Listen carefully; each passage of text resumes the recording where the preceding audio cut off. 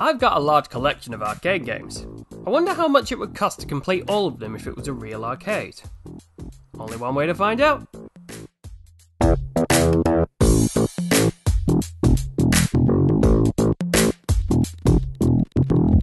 Jurassic Park is a saga that holds its ground as one of the most recognisable franchises in cinema. And just like every other saga, the longer it goes on, the more disappointing it gets. They're alive. Like me. You're a fucking idiot! Originally a novel by Michael Crichton, Universal Studios purchased the rights to it before the book was even published, and a film adaptation was made 3 years after it was finally published. The book, which told the story of ordinary people being trapped on an island with a threat humanity had not faced before, and the film, masterfully using practical effects to transfer it to the silver screen, were both highly successful, leaving a permanent mark on cultural and cinematic history forever. Unfortunately, sequel syndrome hit the franchise hard, and every film that was made after it hurt its reputation and success. The same can't be said about the video games, however. A fair number of decent and great games have graced our consoles, and Sega has either been the developer or publisher on a lot of them. In fact, I'd go as far as to say one of the best rail shooters of all time comes from them. The Lost World Jurassic Park was a 3D rail shooter that was just flat out great. As much as I would love to talk about that today though, I have no way to play it, or even capture footage of it. But maybe one day, maybe life will find a way. Not all hope is lost though. There is another rail shooter by Sega, while not as advanced, does offer some memorable gameplay, though maybe not for the same reasons. This game is simply titled Jurrasic Park. Hold on to your butts because this is a fast and action-packed game, and when I say fast, I mean it. It's a very short game, it takes about 20 minutes to complete, and if you suffer from motion sickness you're going to regret spending just 1 credit on this game. Your goal is to fight your way through 4 areas of the park to reach the Discovery Centre, and according to the wiki, this takes place several months after the first film, so I can only guess the plot is that you are shooting dinosaurs for poops and giggles. The game starts with you driving into Jurassic Park. Well, just because we can doesn't mean we should. Oh shit! The game holds no punches. Immediately you're attacked by the star attraction, and she's as big as she looks in the mirror. The controls are as simple as they come. You have one button and it shoots. But what made this game special was the cabinet. The cabinet had a joystick to aim and shoot with, but the seat would move as you would play to add a level of immersion to the experience. It may not look like much now, but back then this was great stuff, and it made being chased by a motherfucking T-Rex much, much scarier. You don't need to reload your gun, so you can waste as much of the unlimited ammo as you like. You're firing tranq darts, so you don't have to feel bad about shooting them either, though I still think they hurt because these tranqs can destroy rocks with ease. And while it's easy to hurt the dinosaurs, it's also easy for them to hurt you. You will get hurt very easily and often with no way to avoid it. You have a life bar at the bottom of the screen and it'll go down when you get hurt. With the T-Rex, you are guaranteed to take damage. Not because it's a boss and it's hard, but because some of his attacks are just uninterruptible. The game is structured to shoot the head to slow her down, but she will catch up to you and take a bite out of both players no matter how much of a bullet bukkake you unleash on her face. So to start a game with a boss that's going to drain some of your health with no way of avoiding it, means you're going to be putting in a credit sooner. That is one big pile of shit. If you manage to survive the T-Rex, then you'll go through several sections of what I can best describe as quick-fire rounds. The dinos you fight will change so quickly that you barely have time to process it. In fact, processing anything on the screen is pretty hard. The graphics, for the time, are an example of arcade games pushing the limits. A mixture of 2D sprites and 3D polygons to effectively create illusions of depth and rapid movement really offer a visual treat. The environments can also change rapidly. Watch here how this section changes in mere seconds.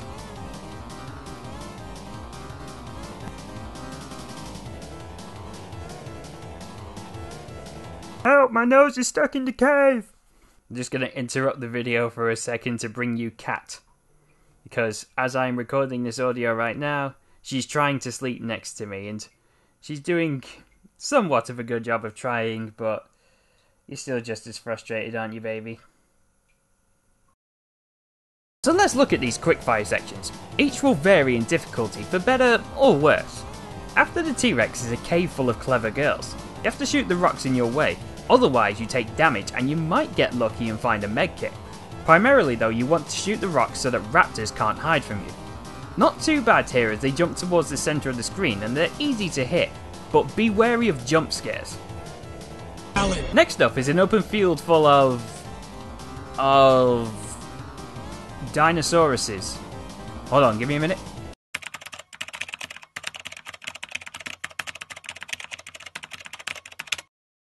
Next up is an open field full of Gorlai Mamaeus. Given the chance, they will jump on the car and hurt you, but a smooth sweeping motion of the gun will provide for you and your dino genocide needs. Very short section too. In fact, by the time I finish this sentence, we're probably on to the next area. See? Oh shit. Those of you with motion sickness might want to look away. The herd charges at you one at a time and will launch you into the air if they connect. With no tail to the attack, you have to rely on reaction time to take them down. They go down as easy as any other foe.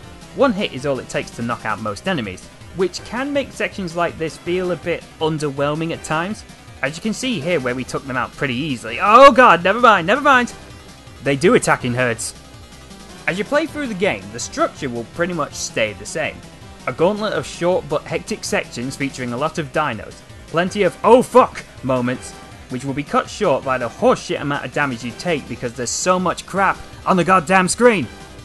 If you're expecting a boss at the end of each section, you're going to be disappointed. This section literally ends with you blowing up some destroyed jeeps, and then you're in Area 2. Reaching this point, you would have seen all the dinosaurs the game has to offer. There's a total of 9 species to fight. Their attack patterns vary a little. Some will charge you, one spits, some jump scare, and one acts more like an obstacle. The challenge comes from the erratic and chaotic movement of the dinos. Not a bad thing considering the type of game it is and the tone it has, focusing more on reaction time and aim rather than tactical takedowns. As I said before, most dinos will fall in one hit, but bigger ones will need to be pelted a few times before they feel it. In Area 2, the action gets more intense and has a slightly more silly fashion to it. And when I say silly, I mean in a Three Stooges some mothers do have 'em kind of way. The rail the car follows will have you doing a large amount of over-the-top and comically ridiculous stunts. There's a section where you're driving along dirt roads that violate many health and safety regulations.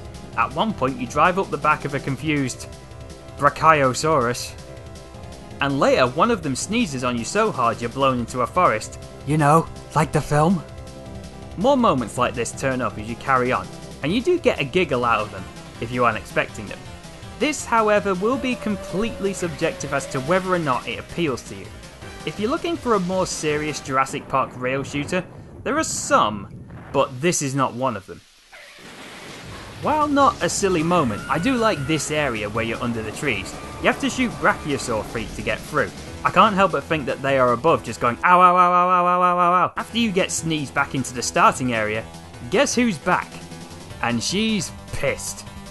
This time she has a life bar, and enough shots to the head can and will slow her down, but you can expect her to catch up real quick and deal the guaranteed damage we all fucking love. The silliness doesn't stop here though. If you beat her, you take a big jump, and she does the same. Ha, dumb bitch. After that fight, you make it to Area 3. At first I thought the game was going to repeat itself. A T-Rex section followed by raptors, but then the game notched its silliness meter to what the fuck setting, and now you're racing through a volcano. And even it hates you. It fires balls of magma rock at you that come out of the lava surrounding this wooden bridge, all while raptors are still trying to kill you.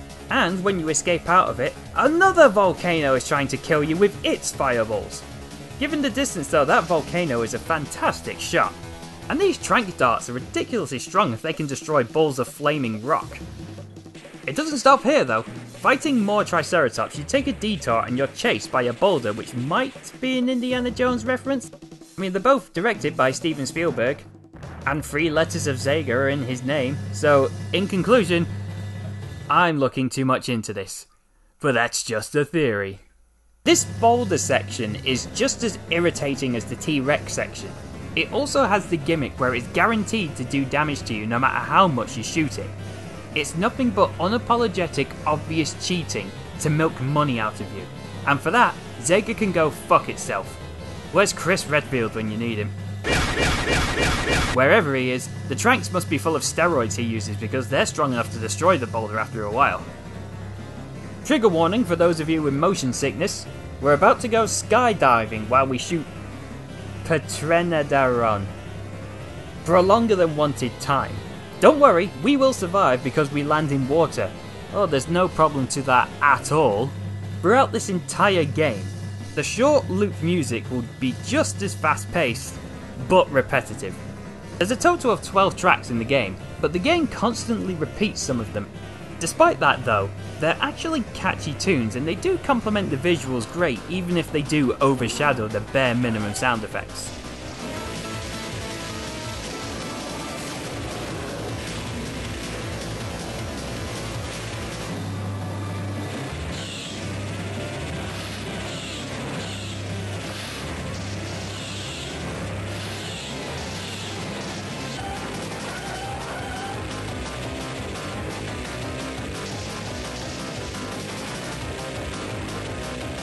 Area 4, the Discovery Center. Playing this section made me realise how difficult the game actually is. Unlike other rail shooters, you don't get a gun, so aiming something is much slower and it feels too slow to keep up with the shooting demands.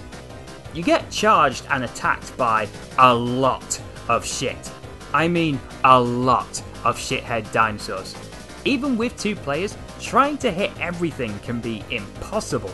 Just watch here how much is attacking us at once, and we can't help but take hits because we can't reach what we need to in time. Or the hit detection starts acting odd. Not to mention the force damage bullshit you need to put up with. Speaking of, you remember that bitch? Well, she's back for the 3rd time, and she brought a friend. Don't worry ladies, I'm sure I can handle both of you. This is probably the best boss fight in the game, because the T-Rexes are mixing up their attacks and have phases to them. However, it is over before you know it. The first phase is simple enough. 2 life bars and the buddy bitches will take turns attacking or at the same time. One has a smaller yellow life bar and draining that will remove one of the T-Rexes. The remaining T-Rex will keep on you and she's learned a trick or two. In the second phase, she starts attacking you in a new fashion. She begins hiding from you in the forest to surprise attack you. She does it sparingly though, and enough good shots will end this phase quickly. At 3 squares health, the 3rd phase starts. You drive into a deep bush and get trapped by a gate. Why can't we shoot it down? We can destroy balls of lava. T-Rex catches up and attacks you. She gets more sneaky with her tricks now. She will moonwalk into the forest only to charge you from the far end of the path. I also think there might be some intentional bugs with this boss too. This phase doesn't last very long if you continue to shoot her effectively, which isn't hard considering her size, but there are sections where her life won't go down. I think this is because the boss will have to set up for her pain or death position, and beating her too soon could have messed up the game. On her final square of health, she looks like she's performing some sort of mating dance at you, and then menacingly stomps towards you. One bullet bukkake to the face will quickly put her down before she even gets close to you. With your obsessed stalker put down for the final time, the ending plays. Grant and Sattler pet the T-Rex, while the T-Rex enjoys the good shit that she's on. The dinosaurs are put back in their cages, and we fly home. So wait, we came to the island where the dinosaurs were minding their own business just to put them back in cages and shoot them for shits and giggles? Humanity sucks. Jurassic Park is an enjoyable game. Its fast and chaotic pacing will keep you entertained from start to finish. Just be prepared to put up with its bullshit as well. Seeing all the dinosaurs is cool, and there are some great fighting moments. The graphics are to a high quality, and the moving chair you would get on the cabinet would make this game even better. It would be nice to see more locations from the films, like the labs maybe, or even just spending more time in the Discovery Center. All in all, give this one a play. It's definitely a good time. And that was Jurassic Park. Let's tally up and see how much we would have spent. As always with a co-op game, 2 credits are required to begin a 2-player game. 14 deaths between us makes a total of 16 credits, each costing £1 obviously makes £16, slotting it between Moonwalker and Asylum comfortably. And question of the day for you at home, do you think there's going to be anything that will take zombie raids from the top spot? If you have any suggestions or ideas, do let me know. Looking at the grand totals, the total credits and money we now have are 774 credits and £664.50, theoretically spent. Edging closer to that 1k of non-existent money spent, but who knows, maybe we'll be there before you know it. Thanks for watching everyone, and join us next time where we will be welcomed to die.